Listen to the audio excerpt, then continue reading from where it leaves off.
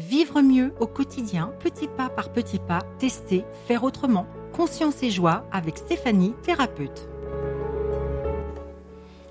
Bonjour! Cette semaine, je parle des fleurs de Bach.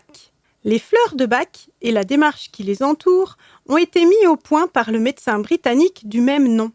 Depuis les années 30 et encore aujourd'hui, elles sont préparées à partir de fleurs d'arbres et de fleurs de plantes sauvages selon la méthode traditionnelle établie par Edward Bach. Elles sont stockées dans des petits flacons de verre opaques de 20 ml. Toujours préparées en Angleterre selon la méthode traditionnelle inchangée depuis 1936, les fleurs sont cueillies à la main dans l'ancien jardin d'Edward Bach ou dans les environs, à l'exception d'olives et vignes qui sont importées d'Europe, car ce sont des plantes du bassin méditerranéen et non d'Angleterre. Le docteur Bach a groupé les 38 fleurs qu'il a découvertes et qui correspondent à un état émotionnel.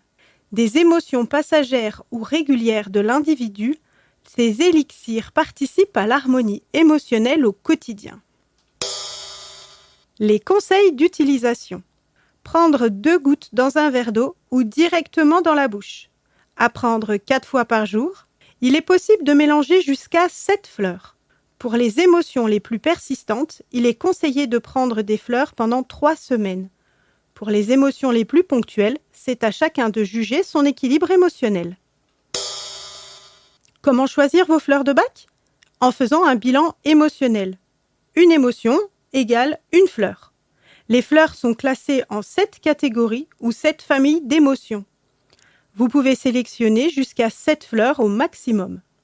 La particularité du flacon le Rescue, considéré comme la 39e plante, est un mélange de fleurs qui participe à la sérénité du quotidien. Elle est utile pour toute la famille et idéale en toutes circonstances. Je peux également trouver un professionnel formé aux fleurs de Bach, demander conseil à mon pharmacien ou à mon conseiller en point de vente. Petit pas par petit pas, je teste par moi-même et j'ose faire autrement. Et vous, c'est quand ? Testez et vous verrez.